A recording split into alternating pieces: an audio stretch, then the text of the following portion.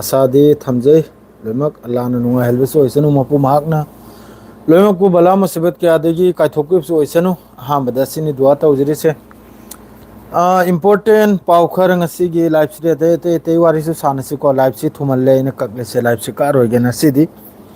ꯁꯥꯡꯅ ꯄꯨꯡ 4:40 ꯌꯧꯔꯦ ꯄꯨꯡ 5:40 ꯐꯥꯎ ꯄꯨꯡ ꯑꯃ ꯐꯥꯎ ꯇꯧꯁꯤ ꯂꯥꯏꯐꯁꯦ ꯑꯗꯨꯝ ꯋꯥꯔꯤ ꯂꯩꯇ꯭ꯔꯁꯨ ꯑꯗꯨꯝ ꯑꯇꯩ ꯋꯥꯔꯤ ꯑꯗꯨꯝ ꯁꯥꯗꯅ ꯂꯩ ꯁꯥꯕ ꯂꯥꯏꯐꯁꯦ ꯈꯤꯇꯪ ꯁꯥꯡꯍꯟꯁꯦ ꯅꯨꯡꯉꯥꯏꯇ꯭ꯔꯦ ꯅꯍꯩ ꯄꯥꯎꯁꯨ ꯄꯤꯔꯛꯄ ꯉꯝꯈꯤꯗ꯭ꯔꯦ ꯍꯧꯖꯤꯛꯇ ꯍꯧꯒꯠꯂꯤꯕꯅꯤ ꯁꯦꯡꯅ ꯍꯥꯏꯕꯗ ꯖꯨꯃꯥ ꯍꯟꯗꯣꯛꯑꯒ ꯇꯨꯝꯈꯤꯕꯁꯤꯅ ꯍꯧꯖꯤꯛ ꯍꯧꯒꯠꯂꯛꯏꯕꯅꯤ ꯄꯤꯁ ꯑꯣꯄꯟ ꯌꯨ ꯕ꯭ꯔꯣ ꯊꯦꯡꯛ ꯌꯨ ꯕ꯭ꯔꯣ ꯑꯌꯨꯛ ꯅꯣꯡꯉꯥꯜꯂꯒꯅꯤ ꯍꯜꯂꯛꯈ꯭ꯔꯦꯁꯦ ꯉꯔꯥꯡꯁꯦ ꯗ꯭ꯌꯨꯇꯤꯁꯦ ꯚꯦꯔꯟ ꯆꯪꯉꯤ ꯑꯍꯥꯟꯕ ꯗꯃꯥꯝ ꯑꯦꯌꯥꯔꯄꯣꯔꯠꯇꯩ ꯃꯤ ꯑꯃ ꯂꯧꯔꯨꯔꯦ ꯑꯗꯨꯒꯤ ꯃꯇꯨꯡꯗ ꯑꯃꯨꯛꯀ ꯕꯦꯍꯔꯟ ꯑꯦꯌꯥꯔꯄꯣꯔꯠꯇꯩ ꯃꯤ ꯑꯃ ꯂꯧꯔꯨꯔꯦ ꯑꯗꯨꯅ ꯍꯜꯂꯛꯄ ꯀꯥꯟꯗ ꯐꯖꯤꯔꯖꯥꯟ ꯂꯥꯎꯔꯦ ꯅꯣꯡꯉꯥꯜꯂꯦꯗ ꯈꯔ ꯅꯣꯡꯉꯥꯟ ꯊꯣꯛꯂꯦ ꯅꯨꯡꯉꯥꯏꯔꯤ ꯕ꯭ꯔꯣ ꯄꯥꯎꯁꯤ ꯃꯌꯥꯝ ꯑꯃ ꯂꯩꯀꯣ ꯁꯤꯔꯤꯌꯥꯒꯁꯨ ꯂꯥꯟꯁꯤ ꯍꯧꯅꯈ꯭ꯔꯦ ꯃꯗꯩꯗꯤ ꯈꯥꯟ ꯌꯨꯅꯨꯁꯇꯁꯨ ꯐꯤꯂꯤꯁꯇꯤꯅꯤ ꯑꯃ ꯁꯤ ꯑꯗꯩꯗꯤ ꯋꯦꯁ ꯕꯦꯡꯗꯁꯨ ꯐꯤꯂꯤꯁꯇꯤꯅꯤ ꯑꯅꯤ ꯑꯃ ꯁꯤ ꯑꯁꯨꯝ ꯇꯧꯗꯅ ꯃꯌꯥꯝ ꯑꯃꯅꯤ ꯄꯥꯎꯁꯤ ꯃꯈꯥꯗ ꯑꯗꯨꯝ ꯆꯠꯊꯔꯛꯀꯦ ꯑꯗꯩꯗꯤ ꯖꯨꯃꯥ ꯅꯃꯥꯖ ꯁꯣꯜꯂꯦꯒ ꯆꯥꯛ ꯆꯥꯕꯣꯏ ꯆꯥꯗꯕꯣꯏ ꯇꯨꯝꯈꯤꯕꯁꯤꯅ ꯍꯧꯖꯤꯛ ꯍꯧꯒꯠꯂꯛꯏꯕꯅꯤꯀꯣ ꯍꯧꯖꯤꯛ ꯍꯧꯒꯠꯂꯛꯏꯒ ꯏꯃꯥ ꯏꯃ ꯄꯥꯎꯁꯨ ꯄꯤꯍꯧꯗ꯭ꯔꯦ ꯀꯩꯅꯣꯅ ꯁꯤꯒꯤꯁꯦ ꯍꯥꯏꯅ ꯃꯥꯗꯩ ꯀꯥꯡꯊꯣꯛꯇꯅ ꯑꯜ ꯖꯖꯤꯔꯥꯁꯤ ꯌꯦꯡꯗꯅ ꯄꯥꯕ ꯀꯥꯟꯗ ꯁꯤꯔꯤꯌꯥꯒꯤ ꯔꯥꯖꯙꯥꯅꯤ ꯗꯃꯛꯁꯀꯤ ꯀꯩꯅꯣꯝꯂꯣꯝ ꯊꯪꯕꯗ ꯁꯥꯎꯠ ꯋꯦꯁꯇ ꯏꯖꯔꯥꯌꯦꯜꯒꯤ ꯑꯩꯈꯣꯏꯒꯤ ꯃꯤꯁꯥꯏꯜ ꯑꯦꯇꯦꯛꯇ ꯃꯤ 12 ꯁꯤꯔꯤꯌꯥꯒꯤ ꯂꯩꯇꯕꯒꯤ ꯄꯥꯎꯅꯤꯀꯣ ꯑꯁꯤꯒꯤ ꯃꯃꯥꯡꯗ ꯁꯤꯔꯤꯌꯥꯒꯤ ꯍꯧꯖꯤꯛꯀꯤ ꯕꯣꯔꯗꯔꯁꯤꯗ IDFꯅ ꯃꯈꯣꯏꯒꯤ ꯒ꯭ꯔꯥꯎꯟ ꯑꯣꯄꯔꯦꯁꯟ ꯑꯃ ꯇꯧꯕ ꯆꯪꯕꯗ ꯑꯁꯤꯗ ꯈꯔ ꯑꯦꯛꯇꯤꯚꯤꯁ ꯍꯥꯏꯕꯗꯤ ꯑꯩꯈꯣꯏꯒꯤ ꯑꯦꯛꯇꯤꯞ ꯑꯣꯏꯕ ꯏꯖꯔꯥꯌꯦꯜꯒꯤ ꯃꯊꯛꯇ ꯑꯦꯇꯦꯛ ꯇꯧꯕꯒꯤ ꯇꯥꯅꯕ ꯅꯩꯅꯕ ꯀꯥꯡꯂꯨꯞ ꯑꯃ ꯍꯧꯖꯤꯛꯀꯤ ꯂꯩꯔꯤꯕ ꯁꯔꯀꯥꯔ ꯍꯥꯏꯒꯤ ꯅꯠꯇꯦ ꯑꯇꯣꯞꯄ ꯒ꯭ꯔꯨꯞ ꯃꯆꯥ ꯑꯗꯨꯗ ꯑꯐꯥꯎ ꯑꯔꯝ ꯁꯥꯔꯨꯕꯗ ꯅꯤꯡꯊꯤꯅ ꯀꯥꯞꯊꯣꯛꯄꯤꯔꯛꯂꯦ ꯅꯤꯡꯊꯤꯅ ꯀꯞꯈꯥꯏ ꯊꯦꯡꯒꯥꯏꯕꯤꯔꯛꯂꯦ IDF ꯃꯈꯩ ꯑꯗꯨꯅ ꯃꯔꯝ ꯑꯣꯏꯔꯒ ꯍꯧꯖꯤꯛꯀꯤ ꯑꯦꯛꯁꯟꯁꯦ ꯂꯥꯛꯏꯕꯅꯦꯕ ꯏꯖꯔꯥꯌꯦꯜꯒꯤ ꯇꯔꯞꯇꯒꯤ ꯁꯤꯔꯤꯌꯥꯒꯤ ꯃꯊꯛꯇ ꯃꯈꯣꯏꯅ ꯍꯧꯖꯤꯛ ꯀꯩꯅꯣꯝꯇ ꯍꯝꯂꯥ ꯇꯧꯈ꯭ꯔꯤꯁꯦ ꯁꯤꯗ ꯃꯤ 12ꯅꯤ ꯁꯤꯔꯤꯁꯦ ꯃꯥꯗ꯭ꯔꯦ ꯑꯁꯣꯛꯄꯁꯨ ꯌꯥꯝ ꯁꯥꯊꯤꯅ ꯌꯥꯎꯕꯩ ꯋꯥꯅꯤ ꯃꯥꯗ꯭ꯔꯦꯗꯤ ꯒꯖꯥꯒꯤ ꯈꯥꯟ ꯌꯨꯅꯨꯁ ꯇꯥꯎꯟ ꯃꯅꯥꯛꯇ ꯁꯨꯍꯦꯂꯥ ꯍꯥꯏꯔꯤꯕ ꯃꯐꯝꯁꯤꯗ ꯏꯖꯔꯥꯌꯦꯜꯒꯤ ꯑꯦꯇꯦꯛꯇ ꯐꯤꯂꯤꯁꯇꯤꯅꯤ ꯑꯃ ꯁꯤꯕꯒꯤ ꯋꯥꯅꯤꯀꯣ ꯍꯥꯏꯔꯛꯏꯁꯦ ꯑꯗꯩꯗꯤ ꯍꯧꯖꯤꯛꯀꯤ ꯁꯤ ꯄꯨꯝꯅꯃꯛꯀꯤ ꯍꯧꯖꯤꯛ ꯇꯧꯅꯔꯤꯕ ꯄꯨꯝꯅꯃꯛꯁꯤꯒꯤ ꯚꯤꯗꯤꯑꯣ ꯐꯣꯇꯦꯖꯁꯤ ꯂꯣꯏꯅ ꯑꯜ ꯖꯖꯤꯔꯥꯗ ꯂꯩꯔꯕꯅꯤ ꯑꯗꯩꯗꯤ ꯁꯣꯝꯅꯔꯕ ꯑꯃꯨꯛꯀ ꯋꯦꯁ ꯕꯦꯡꯗ ꯖꯤꯅꯤꯟ ꯍꯥꯏꯔꯤꯕ ꯃꯐꯝꯁꯤꯗ ꯐꯤꯂꯤꯁꯇꯤꯅꯤ ꯑꯅꯤꯃ ꯌꯪ ꯐꯤꯂꯤꯁꯇꯤꯅꯤ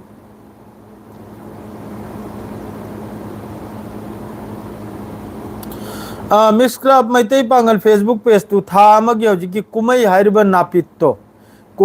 ꯅꯥꯄꯤꯠ ꯆꯦꯅꯦꯜꯗꯣ ꯑꯆꯧꯕ ꯄꯦꯖꯅꯤ ꯃꯅꯤꯄꯨꯔꯒꯤ ꯍꯧꯖꯤꯛ ꯁꯉꯥꯏ ꯐꯦꯁꯇꯤꯚꯦꯜ ꯈꯔ ꯑꯃ ꯂꯥꯏꯚ ꯇꯦꯂꯤꯀꯥꯁ ꯇꯧꯔꯤꯕꯅꯤ ꯃꯥꯅ ꯀꯣꯄꯤꯔꯥꯏꯠ ꯄꯤꯔꯛꯄꯅꯤ ꯑꯗꯣ ꯑꯩꯅ ꯃꯉꯣꯟꯗꯒꯤꯁꯨ ꯂꯧꯖꯕ ꯅꯠꯇꯦ ꯑꯇꯣꯞꯄꯗꯒꯤ ꯂꯧꯖꯕꯅꯤ ꯑꯗꯣ ꯑꯩꯉꯣꯟꯗ ꯄꯤꯔꯛꯈ꯭ꯔꯦ ꯔꯤꯀ꯭ꯋꯦꯁ ꯇꯧꯔꯦ ꯃꯌꯥꯝꯅꯁꯨ ꯂꯥꯏꯔꯤꯛ ꯍꯩꯕ ꯂꯥꯏꯁꯨ ꯍꯩꯕ ꯃꯌꯥꯝ ꯑꯃꯅꯁꯨ ꯑꯣꯖꯥ ꯒꯨꯔꯨꯅꯁꯨ ꯔꯤꯀ꯭ꯋꯦꯁ ꯇꯧꯔꯦ ꯁꯪꯒꯥꯏꯒꯤ ꯍꯧꯖꯤꯛꯀꯤ ꯃꯈꯣꯏꯒꯤ ꯏꯗꯤꯇꯔ ꯑꯣꯏꯔꯤꯕ ꯃꯈꯣꯏꯒꯤ ꯍꯧꯖꯤꯛꯀꯤ ꯄꯦꯖ ꯄꯥꯏꯔꯤꯕ ꯃꯤꯗꯨꯗ ꯑꯃꯨꯛꯇ ꯂꯧꯊꯣꯛꯄꯤꯌꯨ ꯊꯥ ꯑꯃꯒꯤ ꯕꯦꯟ ꯅꯥꯕ ꯍꯧꯖꯤꯛ ꯃꯥꯅ ꯇꯧꯖꯜꯂꯛꯏꯁꯦ ꯍꯌꯦꯡ December 17 ꯐꯥꯎꯕ ꯄꯣꯠ ꯑꯃ ꯊꯥꯡꯒꯠꯄ ꯌꯥꯗꯕ ꯑꯩꯒꯤ ꯄꯦꯖ ꯍꯥꯏꯗ ꯀꯣꯃꯦꯟ ꯄꯣꯁ ꯐꯥꯎ ꯇꯧꯕ ꯌꯥꯗ꯭ꯔꯤꯕꯅꯤ ꯏꯁꯥꯅ ꯏꯕ ꯆꯔꯥ ꯏꯔꯒ ꯊꯥꯡꯒꯠꯄ ꯆꯔꯥ ꯀꯔꯤꯝꯇ ꯇꯧꯕ ꯌꯥꯈꯤꯗ꯭ꯔꯦ ꯍꯌꯦꯡ December 17 ꯐꯥꯎꯕ ꯑꯗꯨ ꯃꯌꯥꯝ ꯑꯃ ꯃꯅꯤꯄꯨꯔꯗꯒꯤꯁꯨ ꯑꯣꯖꯥ ꯒꯨꯔꯨ ꯃꯌꯥꯝ ꯑꯃꯕꯨ ꯐꯣꯟꯗ ꯋꯥꯔꯤ ꯁꯥꯟꯅꯍꯜꯂꯦ ꯑꯩꯈꯣꯏꯔꯣꯝꯗꯩꯁꯨ ꯃꯌꯥꯝ ꯑꯃ ꯋꯥꯔꯤ ꯁꯥꯟꯅꯍꯜꯂꯦ ꯑꯗ ꯑꯇꯩꯕꯨꯁꯨ ꯋꯥꯔꯤ ꯁꯥꯟꯅꯍꯜꯂꯦ ꯃꯈꯣꯏ ꯀꯩꯅꯣꯝ ꯀꯣꯄꯤꯔꯥꯏꯠ ꯂꯧꯊꯣꯛꯇꯥꯏ ꯃꯥꯅ ꯆꯥꯎꯈ꯭ꯔꯦꯁꯦ ꯌꯦꯡꯉꯣ ꯃꯈꯣꯏꯅ ꯀꯌꯥ ꯁꯨꯊꯤꯅ ꯆꯥꯎꯖꯈ꯭ꯔꯕꯅꯣ ꯀꯣꯄꯤꯔꯥꯏꯠ ꯂꯧꯊꯣꯛꯇꯥꯏ ꯑꯗꯣ ꯑꯩꯅ ꯃꯥꯒꯤ ꯄꯦꯖꯇꯨꯗꯩ ꯃꯥꯛ ꯂꯧꯊꯨꯕ ꯑꯣꯏꯔꯒꯗꯤ ꯂꯧꯊꯣꯛꯇ꯭ꯔꯁꯨ ꯃꯥ ꯀꯩꯁꯨ ꯀꯥꯏꯔꯣꯏꯗꯕꯗꯤ ꯑꯩꯗꯤ ꯃꯉꯣꯟꯗꯩꯁꯨ ꯂꯧꯖꯕ ꯅꯠꯇꯕ ꯑꯇꯣꯞꯄꯗꯩ ꯂꯧꯕꯗꯨꯔꯥ ꯑꯇꯣꯞꯄꯗꯨꯔ ꯂꯥꯛꯄꯗꯨꯔꯥ ꯑꯩꯉꯣꯟꯗꯁꯨ ꯃꯔꯤ ꯁꯝꯅꯕ ꯍꯥꯏꯕꯗꯣ ꯑꯗꯨ ꯑꯣꯏꯈꯤꯕꯅꯦꯕ ꯑꯗꯨ ꯖꯣꯕꯤꯌꯣ ꯑꯗꯨ ꯃꯥꯒꯤ ꯗꯤꯅꯤꯃꯥꯟꯅꯤ ꯃꯗꯨ ꯑꯩ ꯑꯗꯨꯅꯕꯨ ꯍꯧꯖꯤꯛ ꯃꯥꯒꯤ ꯂꯥꯏꯚ ꯍꯥꯏꯗ ꯃꯤ 3 ꯐꯥꯎꯕ ꯀꯣꯃꯦꯟ ꯇꯧꯕꯤꯗ꯭ꯔꯦ ꯃꯥꯅ ꯁꯪꯒꯥꯏ ꯑꯦꯛꯁꯄ꯭ꯔꯦꯁ ꯁꯪꯒꯥꯏ ꯐꯦꯁꯇꯤꯚꯦꯜ ꯃꯌꯥꯝꯅ ꯌꯥꯗ꯭ꯔꯤꯕ ꯃꯩꯇꯩꯅꯁꯨ ꯄꯥꯡꯒꯜꯅꯁꯨ ꯄ꯭ꯔꯣꯇꯦꯁ ꯇꯧꯔꯤꯕ ꯍꯧꯖꯤꯛ ꯃꯅꯤꯄꯨꯔ ꯂꯩꯄꯥꯛꯇ ꯑꯗꯨꯅ ꯃꯥꯅ ꯇꯦꯂꯤꯀꯥꯁ ꯈꯔ ꯇꯧꯔꯕꯅꯤꯅ ꯃꯥꯒꯤ ꯐꯣꯂꯣꯋꯔꯁꯨ ꯀꯥꯕꯤꯗ꯭ꯔꯦ ꯃꯥꯒꯤ ꯔꯤꯆꯁꯨ ꯑꯣꯏꯗ꯭ꯔꯦ ꯚ꯭ꯌꯨꯁꯨ ꯑꯣꯏꯗ꯭ꯔꯦ ꯑꯁꯤꯅꯤ ꯀꯨꯗ꯭ꯔꯠꯅ ꯌꯦꯡꯊꯔꯛꯄ ꯍꯥꯏꯕꯗꯣ ꯀꯔꯤꯒꯤꯗꯤ ꯃꯈꯣꯏꯁꯤ ꯄꯦꯖ ꯑꯆꯧꯕ ꯅꯥꯕ ꯃꯤ 3 ꯃꯊꯛꯇꯅꯤ ꯐꯣꯂꯣꯋꯔ ꯑꯗꯨ ꯌꯦꯡꯊꯅꯤꯡꯕꯅꯤ ꯑꯩꯈꯣꯏ ꯅꯍꯥꯃꯩꯗ ꯈꯖꯤꯛꯇꯪ ꯑꯗꯨ ꯌꯦꯡꯊꯕꯤꯗꯦ ꯀꯔꯤ ꯍꯥꯏꯔꯨꯅꯤ ꯈꯤꯇꯪ ꯌꯦꯡꯊꯕꯤꯗꯅ ꯆꯠꯄꯤꯒꯅꯤ ꯇꯥꯕ येंग थबी दे करी हारुनी येंग थद्रमनिना अखोय से तुमिना हाइजेद्रेदा लाइफ से थोको नोटोल जी जुरी जुरी चेल बगो तो करी न होंगे नुगा खिद्रा हुजी के तुम दे होगत पसिनो मारे अदुमा लेरे अद्रैदी हुजी की रफा हुजी की रफा हरि मफम सिदा अखोगी हमास की मियोय से याम साथीना लेबाक मफु लेबाक मनुंग सिदा टर्नल मनुंग सिदा फासी दिन लेरे असिगिसु याम कन्ने पेसार तौरी मखोगी हुजी की सेस्फायर तो हलंबा कांगरुप तो मसर वगैरह मद्रेदी सोमनबु तुर्की वगैरह मद्रेदी अमा वगैरह असिगी मथक्ते याम कन्ना पेसार से तौरे अब फेसबुक ता 23 यौखरे मिक्स क्लब 23 के फॉलोअर ने फेसबुक ता 23 के नि मादु यामना कन्ना इंप्रूव ओइरप कांदनी अइना कॉपीराइट चारिसे यामना भजना वायरल ओइरप यामना कन्ना ग्रो ओइरप कांदनाबा अदु कलकपो ओइरिब्रा ना होय मखोयना वीडियो थांगलिबना थांगलिदो मखोयना कंटेंट इब्दो वायरल दो ओइबिद्रे दो अखोयना इबदुदा वायरल दो ओइरे वीडियो पुनमक्से इबसी खर फबो मथौ तायबा मीना खजितंग पालबो मथौ तायबा अदुगना वायरल ओइसे मखोयना हक्ता लाइव ने वीडियो थांगलेगा इंटरव्यू लोरम ने वीडियो थांगलेगा वायरल ओइबंदाबा इबदला याबा अदु अखोयना इरे ओजाना हारि मखैसे लोइन असुम बतनी मया मुन्ना ताबियो दो अदुरक्ता वायरल ओइरिमनाबा अदु इबसे कंटेंट इरक पसे मागे साइगी डिस्क्रिप्शन इबसे सी यामना लुयाबा जसा थमुक तसु सीना नाबा वीडियो फोटो अमा लोइन वायरल ओइरिसे अक्ता वीडियो फोटो थांगलिबना थांगलेगा हैशटैग तराकुल माद्रेदी एट माद्रेदी अमा नि में थाजलेगा टेक अमा नि में तौरगा ते यादाबा फजन इ मथौ ता फजन इबदुदा अदुगी वीडियो दु मिनिट अनि मखाई की वीडियो नि को मिनिट अनि मखाई की वीडियो सिदा 985 1 मिलियन की नक याद एंखरे वीडियो दो मिलियन यौखि दौरे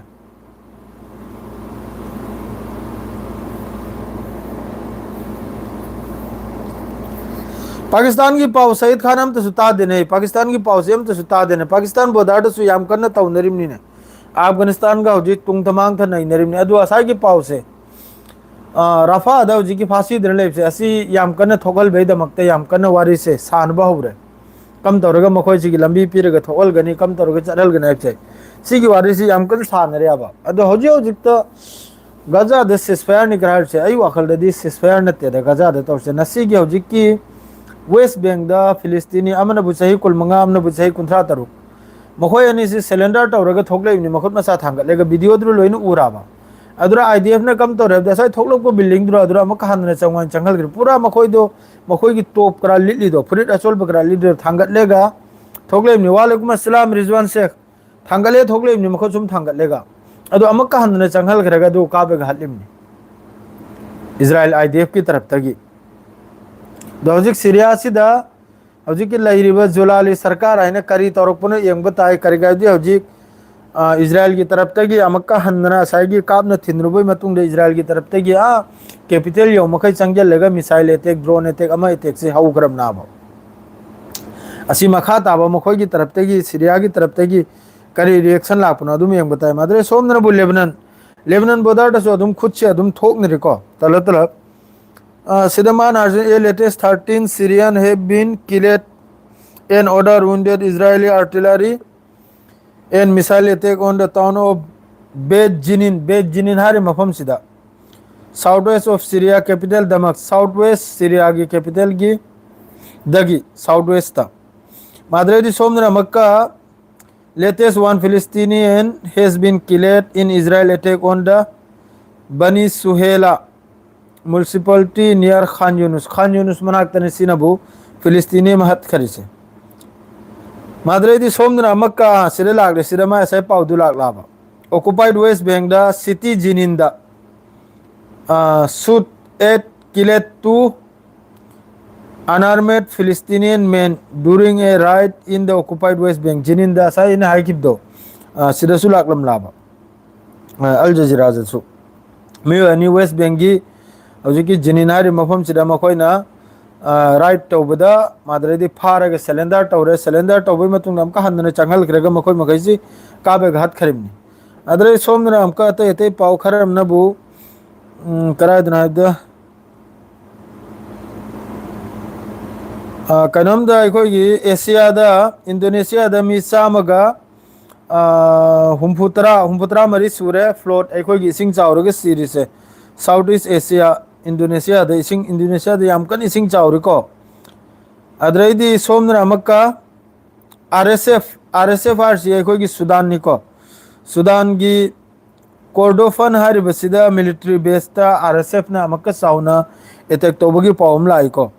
ꯁꯨꯗꯥꯟꯁꯤꯗꯁꯨ ꯑꯗꯨꯝ ꯂꯥꯟꯁꯦ ꯇꯧꯅꯔꯦ ꯅꯥꯀꯜ ꯑꯃꯗꯅꯕꯨ ꯈꯔ ꯂꯦꯞꯄꯤ ꯍꯥꯏꯔꯛꯄꯒꯨꯝꯕꯒ ꯄꯥꯎꯁꯦ ꯃꯊꯣꯡ ꯃꯔꯝ ꯑꯃ ꯅꯥꯏꯗ꯭ꯔꯦ ꯃꯈꯣꯏꯒꯤ ꯄꯥꯎ ꯈꯨꯠꯄꯤ ꯃꯈꯩꯁꯦ ꯅ꯭ꯌꯨꯁꯇ ꯐꯣꯡꯗꯣꯔꯛꯏ ꯃꯈꯩꯁꯤꯁꯨ ꯈꯔ ꯑꯃꯅ ꯍꯥꯏꯔꯤ ꯁꯤꯁꯐꯤꯌꯥꯔ ꯑꯣꯏꯔꯦ ꯍꯥꯏꯅ ꯈꯔ ꯑꯃꯅ ꯍꯥꯏꯔꯤ ꯑꯔꯥꯕꯤꯛ ꯅ꯭ꯌꯨꯁꯇꯅ ꯍꯥꯏꯔꯤ ꯁꯤꯒꯤ ꯅꯤꯡꯊꯧꯅ ꯍꯥꯏꯅꯗꯅ ꯀꯥꯕꯛ ꯑꯃ ꯁꯤꯁꯐꯤꯌꯥꯔ ꯑꯣꯏꯖꯜꯂꯦ ꯑꯗꯩ ꯀꯥꯕꯛ ꯑꯃ ꯀꯩꯅꯣꯝ ꯑꯣꯏꯔꯦ ꯀꯔꯤꯝꯇ ꯊꯤꯛ ꯂꯥꯡ ꯂꯩꯕ ꯅꯠꯇꯦ ꯑꯗꯩꯗꯤ ꯑꯇꯣꯞꯄꯅꯕꯨ ꯄꯥꯎꯁꯦ ꯑꯇꯣꯞꯄꯗ ꯑꯍꯦꯟꯕ ꯀꯔꯤꯝꯇ ꯂꯩꯇꯦ ꯌꯨꯀ꯭ꯔꯦꯟꯗꯁꯨ ꯌꯥꯝ ꯁꯥꯊꯤꯅ ꯌꯨꯀ꯭ꯔꯦꯟꯒꯤ ꯄꯥꯎ ꯑꯃ ꯔꯥꯁꯤꯌꯥꯒꯤ ꯇꯔꯞꯇꯒꯤ ꯌꯨꯀ꯭ꯔꯦꯟꯒꯤ ꯗ꯭ꯔꯣꯟꯁꯦ ꯌꯥꯝ ꯁꯥꯊꯤꯅ ꯂꯧꯊꯈꯤꯕꯒꯤ ꯄꯥꯎꯅꯤꯀꯣ ꯗ꯭ꯔꯣꯟꯁꯦ ꯃꯁꯤꯡ ꯃꯈꯥ ꯂꯩꯇ ꯃꯈꯩ ꯀꯩꯅꯣꯝꯒꯤ ꯑꯩꯈꯣꯏꯒꯤ ꯀꯔꯤ ꯍꯥꯏꯅꯤ ꯍꯥꯏꯕꯗ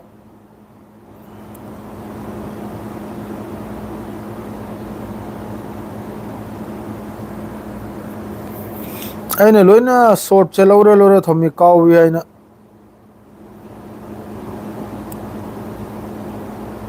ꯏꯔꯥꯟꯒꯤ ꯇꯔꯞꯇꯒꯤꯁꯨ ꯍꯥꯏꯔꯤꯁꯤ ꯏꯔꯥꯟꯁꯤ ꯍꯥꯟꯅꯗꯒꯤꯁꯨ ꯍꯦꯟꯅ ꯔꯦꯗꯤ ꯑꯣꯏꯔꯦꯁꯤꯅꯤ ꯂꯥꯟꯒꯤꯗꯃꯛꯇ ꯊꯦꯡꯅꯕꯒꯤꯗꯃꯛꯇ ꯀꯔꯤꯒꯨꯝꯕ ꯏꯖꯔꯥꯌꯦꯜꯒꯤ ꯇꯔꯞꯇꯒꯤ ꯑꯦꯇꯦꯛꯁꯤ ꯇꯧꯔꯛꯄ ꯇꯥꯔꯒꯗꯤ ꯑꯗꯨ ꯍꯥꯟꯅꯒꯤ ꯖꯋꯥꯕꯇꯨꯗꯒꯤꯁꯨ ꯍꯦꯟꯅ ꯆꯥꯎꯅ ꯖꯋꯥꯕꯁꯤ ꯄꯤꯅꯤ ꯁꯤꯅꯤ ꯃꯥꯗ꯭ꯔꯦ ꯁꯣꯝꯗꯅ ꯔꯥꯁꯤꯌꯥꯒꯤ ꯇꯔꯞꯇꯒꯤ ꯄꯥꯎꯁꯤꯅꯕꯨ ꯔꯥꯁꯤꯌꯥꯅ ꯌꯨꯀ꯭ꯔꯦꯟꯒꯤ ꯗ꯭ꯔꯣꯟ 153 ꯁꯤ ꯔꯥꯁꯤꯌꯥꯒꯤ ꯗꯤꯐꯦꯟꯁ ꯃꯤꯅꯤꯁꯇ꯭ꯔꯤꯒꯤ ꯇꯔꯞꯇꯒꯤꯅꯤꯀꯣ ꯐꯣꯡꯗꯣꯔꯛꯏꯁꯦ ꯌꯨꯀ꯭ꯔꯦꯟꯒꯤ ꯇꯔꯞꯇꯒꯤ ꯗ꯭ꯔꯣꯟ 153 ꯀꯥꯞꯁꯤꯜꯂꯛꯄꯗ ꯏꯟꯇꯔꯁꯦꯞ ꯇꯧꯔꯒ ꯔꯥꯁꯤꯌꯥꯅ ꯂꯧꯊꯈꯤꯕꯒꯤ ꯄꯥꯎꯅꯤꯀꯣ ꯃꯥꯗ꯭ꯔꯦ ꯁꯣꯝꯗꯅ ꯑꯃꯨꯛꯀ ꯀꯩꯅꯣꯝꯅ ꯍꯥꯏꯔꯤꯁꯤꯅ ꯀꯔꯤꯅꯣ ꯍꯥꯏꯕꯗ ꯑꯜ ꯁꯥꯔꯥꯅ ꯁꯤꯗ ꯍꯥꯏꯔꯤꯁꯤꯅꯕꯨ ꯋꯥꯔꯅꯤꯡꯒ ꯂꯣꯒꯦꯗꯅꯤ ꯃꯥꯅ ꯍꯥꯏꯔꯤꯁꯦ ꯍꯧꯖꯤꯛ ꯁꯤꯔꯤꯌꯥꯒꯤ ꯃꯊꯛꯇ ꯇꯧꯔꯤꯕ ꯐꯤꯕꯝꯁꯤꯗ ꯅꯦꯁꯅꯦꯜ ꯑꯩꯈꯣꯏꯒꯤ ꯌꯨꯅꯤꯇꯤ ꯂꯩꯔꯤꯕ ꯃꯄꯥꯟꯗ ꯂꯩꯔꯤꯗꯨꯅ ꯑꯔꯕ ꯀꯟꯇ꯭ꯔꯤ ꯃꯈꯩ ꯑꯃ ꯀꯟꯇ꯭ꯔꯤ ꯃꯈꯣꯏ ꯃꯈꯩꯁꯨ ꯌꯦꯡꯁꯤꯜꯂꯨꯁꯤꯅꯤ ꯏꯖꯔꯥꯌꯦꯜꯅ ꯇꯧꯔꯛꯏꯁꯦ ꯍꯧꯖꯤꯛ ꯃꯈꯣꯏꯒꯤ ꯃꯊꯛꯇ ꯂꯥꯟ ꯇꯧꯔꯛꯏꯁꯦ ꯑꯁꯤꯒꯨꯝꯕ ꯑꯗꯨꯝ ꯋꯥꯆꯣꯏ ꯐꯣꯆꯣꯏꯁꯦ ꯑꯗꯨꯝ ꯉꯥꯡꯅ ꯂꯩꯔꯝꯅꯤ ꯑꯗꯨꯗꯩꯗꯤ ꯑꯔꯥꯡ ꯚꯤꯗꯤꯑꯣ ꯑꯃꯒ ꯊꯦꯡꯅꯩ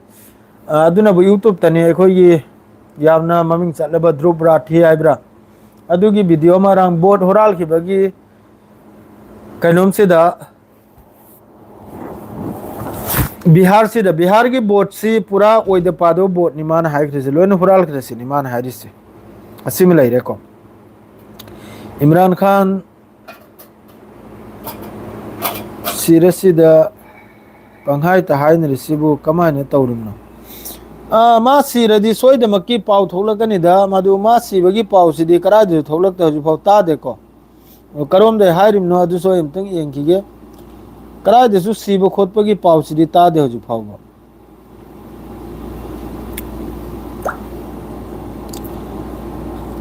ꯃꯆꯤꯟ ꯊꯤꯔꯤꯕꯅꯤ ꯂꯣꯏꯅ ꯁꯤꯕꯒꯤ ꯄꯥꯎ ꯀꯗꯥꯏꯗꯁꯨ ꯂꯥꯛꯇꯦꯀꯣ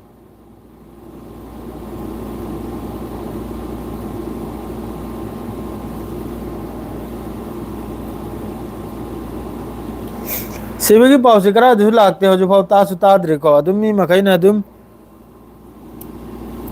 ꯑꯩꯈꯣꯏ ꯑꯜ ꯖꯖꯤꯔꯥꯗ ꯀꯩꯅꯣ ꯍꯥꯏꯔꯤ ꯀꯔꯤꯝꯇ ꯂꯩꯇꯦ ꯑꯗꯨꯝ ꯃꯤꯅ ꯄꯪꯍꯥꯏ ꯍꯥꯏꯅꯔꯤꯕꯅꯤ ꯑꯗꯨꯗꯩꯗꯤ ꯏꯝꯄꯣꯔꯇꯦꯟ ꯑꯣꯏꯕ ꯄꯥꯎ ꯑꯃꯈꯛ ꯑꯩ ꯁꯣꯁꯤꯌꯦꯜ ꯃꯤꯗꯤꯌꯥꯒꯤ ꯃꯌꯥꯝꯗ ꯊꯝꯖꯔꯝꯒꯦ ꯃꯌꯥꯝꯅ ꯎꯅꯔꯗꯤ ꯈꯔ ꯀꯣꯃꯦꯟ ꯇꯧꯖꯜꯕꯤꯌꯨ ꯑꯔꯥꯡ ꯅꯍꯥꯜꯁꯨ ꯃꯅꯤꯄꯨꯔꯗ ꯑꯉꯥꯡ ꯑꯃ ꯅꯨꯄꯤ ꯃꯆꯥ ꯑꯅꯤ ꯑꯃ ꯑꯦꯛꯁꯤꯗꯦꯟ ꯇꯧꯏ ꯃꯗꯨꯗꯩꯗꯤ ꯑꯔꯥꯡ ꯅꯍꯜꯅꯕꯨ ꯑꯩꯈꯣꯏ ꯀꯁꯥꯔꯗ ꯑꯉꯥꯡ ꯄꯤꯛꯂꯕ ꯑꯅꯤ ꯂꯥꯜ ꯄꯥꯅꯤ ꯍꯥꯏꯔꯤꯗꯣ ꯑꯗꯨꯏ ꯃꯐꯝꯗꯨꯗ ꯇ꯭ꯔꯥꯛꯅ ꯊꯦꯡꯖꯤꯜꯂꯝꯗꯅ ꯁꯤꯔꯦ ꯑꯗꯨ ꯁꯤꯔꯦ ꯑꯗꯨ ꯃꯌꯥꯝꯅꯁꯨ ꯐꯥꯔꯦ ꯗ꯭ꯔꯥꯏꯚꯔꯗꯨꯕꯨꯁꯨ ꯃꯗꯨꯗꯩꯗꯤ ꯒꯥꯔꯤꯗꯨꯕꯨꯁꯨ ꯐꯥꯔꯦ ꯑꯗꯨꯏ ꯃꯇꯨꯡꯗ ꯃꯈꯣꯏꯒꯤ ꯃꯊꯛꯇ ꯑꯦꯛꯁꯟꯁꯨ ꯂꯧꯔꯦ ꯄꯥꯕ꯭ꯂꯤꯛꯅꯁꯨ ꯂꯧꯔꯦ ꯄꯨꯂꯤꯁꯅꯁꯨ ꯂꯧꯔꯦ ꯃꯥꯗ꯭ꯔꯦ ꯂꯣꯏꯅꯃꯛꯅꯁꯨ ꯂꯧꯔꯦꯀꯣ ꯃꯌꯥꯝꯁꯨ ꯈꯪꯂꯦ ꯐꯥꯔꯦ ꯈꯣꯠꯂꯦ ꯍꯥꯏꯕꯁꯦ ꯐꯥꯔꯦ ꯈꯣꯠꯂꯦ ꯆꯦꯜꯈ꯭ꯔꯦꯒ ꯄꯨꯂꯤꯁꯅ ꯑꯦꯛꯁꯟ ꯂꯧꯗ꯭ꯔꯗꯤ ꯋꯥꯝꯅꯤ ꯒꯣꯔꯃꯦꯟꯅ ꯑꯦꯛꯁꯟ ꯂꯧꯗ꯭ꯔꯗꯤ ꯋꯥꯝꯅꯤ ꯑꯗꯨ ꯑꯣꯏꯔꯗꯤ ꯑꯩꯈꯣꯏꯅ ꯁꯣꯁꯤꯌꯦꯜ ꯃꯤꯗꯤꯌꯥꯗ ꯅꯩꯅꯕ ꯌꯥꯏꯕ ꯑꯦꯅꯤ ꯄꯣꯠ ꯃꯅꯤꯄꯨꯔꯗ ꯑꯣꯏꯒꯦꯔꯥ ꯀꯁꯥꯔꯗ ꯑꯣꯏꯒꯦꯔꯥ ꯌꯥꯝꯅ ꯏꯝꯄꯣꯔꯇꯦꯟ ꯋꯥꯅꯤ ꯑꯩꯅ ꯍꯥꯏꯔꯤꯁꯦ ꯃꯌꯥꯝ ꯈꯖꯤꯛꯇꯪ ꯒ꯭ꯌꯥꯟ ꯇꯥꯕꯤꯌꯨ ꯁꯣꯏꯕ ꯂꯩꯔꯗꯤ ꯁꯣꯏ ꯍꯥꯏꯕꯤꯔꯛꯎ ꯑꯗꯨ ꯐꯥꯔꯦ ꯍꯧꯖꯤꯛ ꯃꯅꯤꯄꯨꯔꯗꯨꯗꯁꯨ ꯁꯣꯏꯗꯃꯛꯀꯤ ꯐꯥꯔꯦ ꯑꯗꯨꯏ ꯃꯊꯛꯇ ꯍꯥꯏꯅꯔꯦ ꯒꯣꯔꯃꯦꯟꯅꯁꯨ ꯍꯥꯏꯔꯦ ꯆꯩꯔꯥꯛ ꯄꯤꯅꯤ ꯃꯥꯗ꯭ꯔꯦ ꯖꯦꯁꯥ ꯇꯧꯅꯤ ꯍꯥꯏꯅ ꯀꯁꯥꯔꯒꯤꯗꯨꯁꯨ ꯐꯥꯔꯦ ꯐꯥꯕꯒꯤ ꯃꯇꯨꯡꯗ ꯆꯩꯔꯥꯛ ꯄꯤꯅꯤ ꯀꯩꯅꯣꯝ ꯇꯧꯅꯤ ꯂꯣꯏꯅꯃꯛꯁꯨ ꯍꯥꯏꯅꯔꯦ हाइनेदना वासी अखोइना विदेशता हुजिक अयामदा ब्लॉग तौदना फोटो वीडियो थांगली मखैसे अयामदा गल्फ ता लेबा माद्रेदी इंडिया मपानदा लेबा देश मपानदा लेबा फुलप कुंथागी अमा नि खक्तनाबा अयामददी मपानदा लेबा ngang अइन येंगजबदा असिदा अइन नुंगाइजदबो वा हाइबो असai asiba haksang se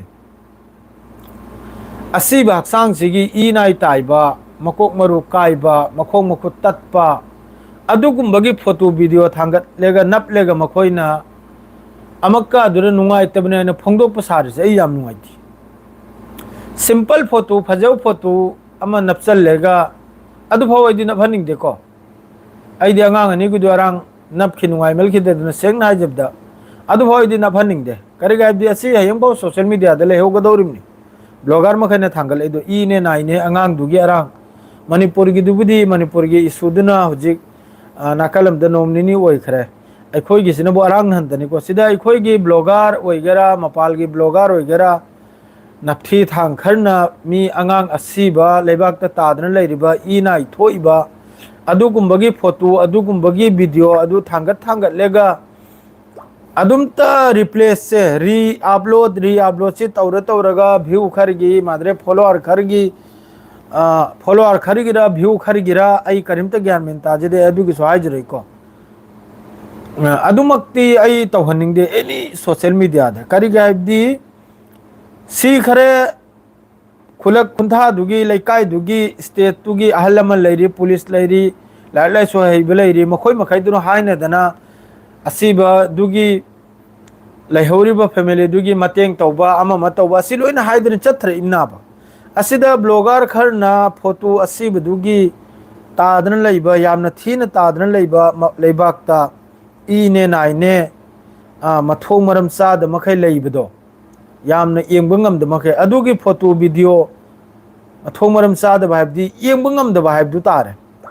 yamna sathina phibam jada dana tadna leibagi photo video du thangat lega social media da dum ta upload to birak pase to birakanu khange dona jahil na koi maidani hari se jahil blogger na lairib na koi makaidani hari se facebook paiba madre amma paiba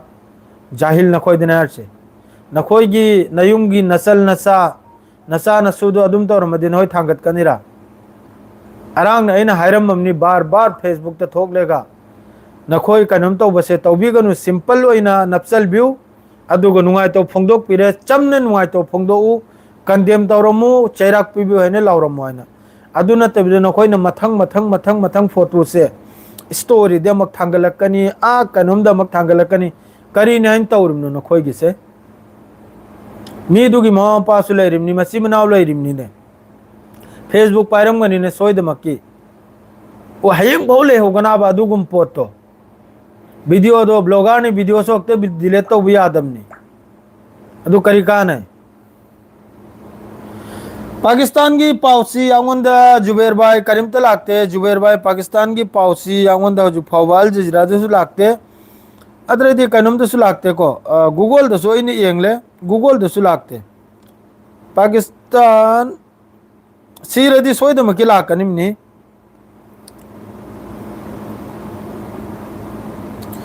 सिदा इरिसना बु Imran Khan clear आय नकरा इरि को अदु फाव खक्तनी को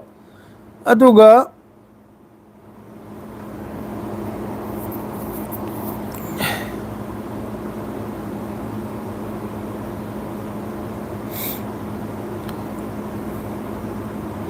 सीरदी सोयद मकी सिदा अखोगी पाउसी सोयद मकी थोला कनाबा अदु करीम तो पाउसी लागते सीब खोतपगी करीम तो पाउसी हो फाव लागते को अल जजीरा दसु लागते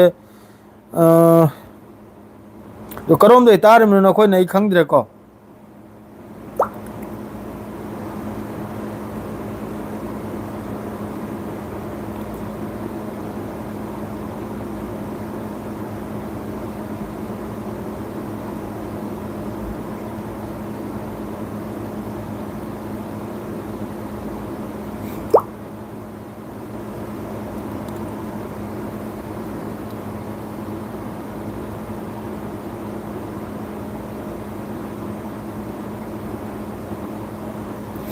होय प्रोटेस्ट करा तौरी जेल ममांग दसिना एनडीटीवी की इंडिया की न्यूज़ नी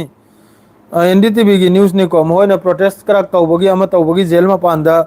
इमरान खान की मचा अमसुंग मखोई मखैना मचल मखोई मखैना अदु खक्तनिको अदुगा सिब खोटपगी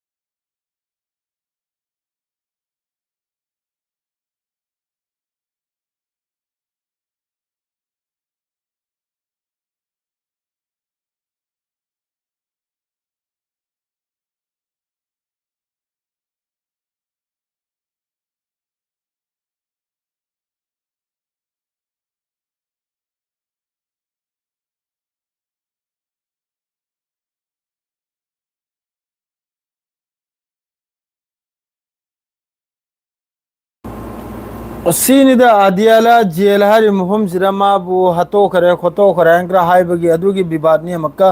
हौरई से खंगिब्रने इमरान खान अदुगा सीब खोटपगी पाउसे अजु फाव क्लियर ओइन लागत्रे बा इन पारे मखोई गिसे काबक अमा सीब खोट आदियाला जेल सिदा माबु थंबा सिदा हतो खोतो खिबगी पाउनि को मखा दाव करिमता लेते ईरान की पावनबु जुबेर भाई ईरान हारी सेनबु मखोई हानदगिसु हेन हौजिकने हेन एक्टिव निसिनी करिगुम्बा लान तोरकप तारगदी अदुगी मतिक चाब जवाब पिनिसिनी ईरान की तरफ ते हरसे हानगी दुरुगिसु हेन अकलब जवाब पिनिसिनी रेडी निसिनी ईरान की माइकी मरीदा हाइदोक तरिमनी हारदुसु खंगद्रे को मासिददी अफवानि सोहारी खरमनारी अचुमनिसु अदु अफवारा अचुमबरा सोयनम कि नसी हेयंचिरे सोयनम कि थोलकनी पावसे ममांगैदा हतोखिबै वानी को मखोइना हरसिदि नही अरांगी नते को हजिक तपना हमका सिगिसे इसिसु ओइरे इमनी को दो हत खरबरा सुक्थुन अदुक्ति आइदि थाजब दिवाली को अदुम तौनि हाइबा अदुम को खंगदे न्यूज़ सि फजने एंग मथौ तानी माइकि मरी द पाव मथौ तानी एंग थिदोक यूट्यूब फाउट्यूब अमा मदे लोइमक्ते संगे एंग लागिनी अदुगा हजिक सिदा हरसिदि अफवार करिनो मोंग मोंग की वानी मखोइना हरसे असेंग बादोम फाव ओइद्राबा फबनी फबनी याम साथिन फबनी कश्मीर की मुस्लिम मचा मखे याम साथिन फबनी को फत्तब यंग खुद मंगा से मानदे आबगुम लोइमक सु खुद मंगा से मानदे अमा हेलबा अमा सांगबा अमा तेब लोइमक यावगदोरम अदु नियमनी अदु जो भी हो मादु आइना हौजे हाय जबदी पाव मखै दि लोइमक तहल्ले फिलिस्तीन दे करी वरी गजा दे करी वरी फिलिस्तीन की सिसफायर दे दुम मिंगी सिसफायर नि असीदि तलब तलब अखोय की समंगौ फोइबदो अदुई मोंगदनी तौरमी बाय अखोय की इस्लामिक कंट्री मखैना इजराइल दे सिंद्रमी बाय अखोय की समंगौबा मरक मरक ते सुम फोइद्राने अदुई मोंगदनी हजि फिलिस्तीनी मखैबु मखोय मरक मरक ते सटली बाय आईडीएफ की तरफ तगी अदुम लैखरे अदुगा हजि माइकै मरी द लान की फिफम दनी लैरिसे असिदा लोम के इंपोर्टेंट है यमन से यामना शांति द हजि फाउ लैरिको यमन से यामना शांति दनी हजि सु यमन की तरफ ते करीमा स्टेटमेंट हम लागते करीगुम वाहे हम लागते हजिक इंपोर्टेंट है लेबनान मादरे सीरिया हजिक सीरिया रोम द इजराइल से सोई से माइके मेरी दनाब सोई से गजा लोरकनी वेस्ट बैंक लोरकनी लेबनान लेबनान दगी हजिम कमान चखिदन सो उरिसी कनम द सीरिया द सो उरिम सीरिया द ग्राउंड ऑपरेशन अखोगी नुमदांग राइट तौरिमनी एक्टिव ओइरायना मखोय मथक द लान तौर कदर नाना मादरे निंथेना कापथोक पुरकले मी तरुक सोकपद मी एनिम दी आम सीरियस नि मखोगी बटालियन अमा खक्की करम बनो ममिंग दिसु काउखरे अदुकुंबा ग्रुप अचौबम खक्की मी तरुक नि अकालु ता चंग द कापथोरक बजानी अदु मी तरुक सिदा मी एनी में याम सीरियस नि अदुई मतुंग दगिनी इजराइल की तरफ तगी एक्शन हो करिसे असिम लैरे दुई नंबर दनबु एकोय सोशल मीडिया दा अमा कारण तुरंत तौबसे तौबिगनो असि अनागी फोटोसी थांगत पिगनो मणिपुर दसु रिक्वेस्ट नि कसार दसु रिक्वेस्ट नि एंबिरु पुनमक सिंपल वीडियो फजब फोटो नपचलेगा नपनिंगसु नपत्रसु अदुम मिंगदु ता हायरगसु याबजानि करिगादि अखोइना लौगनि नताब सिदगी एक्शन सरकार ने एक्शन लौबिद्रे मी हातोक लमेगा सेल खरे फाब ngamद्रे वारि अदुदि अखोइनि सोमदे लाउरुक याइबा नखोइ काइदोद्रन लैरिमनो अखोइ मी हलमेगा सेल खिबा दु तौबा अखोइनि हायरक याइबा पेसार तौर अदुसु नत्ते लोइमकसु हाइनरे प्रोटेस्ट तौरे सोरोक जाम होरे अदुगा इंपोर्टेंट होइबा अखोइगी सिलचरदे कुमथबा सिलचरदगी मणिपुर चलिबा लंबी NH 37 हरसे NH 37 जिरिबा मी औरबा लंबी से थौरुबा गाड़ी से वायोंग दिशा दमनी याम साथी ने सही चाबगी गाड़ी खुदौनी मखोइन थौरुजे याम साथी ने सही चाब पब्लिक ने सी फुबी देदने आई वखलदा ड्राइवर हौजिकी गाँव फैसनदना लाइसेंस पाइदब गाड़ी खर थौरब कुनो दिन सीनियर ड्राइवर ना कुनो दिन वखल सीनियर होइबा ड्राइवर हानगी हैंडीमैन ओइदने चलकलेगा स्टारिंग पाइरप मीना कुनो दिन वखल चामद 99% मखोइना एक्सीडेंट से वखल मी लांग थेंब खोटपसे वखल तौने थाजदे को हैंडीमैन है ड्राइवर का लोगे चमीनरेगा तमरकलेगा थौब हैरप मीदो अदु कुनो दिन वखल 199% मखोई कनुम तौर हौजिक की लाइसेंस पाइदबो यू खर थकचल गंजा खर थकचल ड्रग्स खर चाजल अदुगा थौरकपो मखैसे सीना बेरा थांगिसे सीननाबा हौजिक एक्सीडेंट तौरसे अदुगा अखोई की सिलचर तारकपदगी जिरी यौबगी लंबी सिदा अरांग एक्सीडेंट तौरबा लालपानी तम लंबीनी अदर अखोई की कसार अखोई सोमद ओइरगनबु बोराक वैली ओइरगनबु अखोई की बसकांदी ममांग अदर तारापुर ममांग असिमखैसे तम नाबा खंगेदना गोलाई गोलाई अखोई की ओइ एत कक्लमदगी इचुम चुमना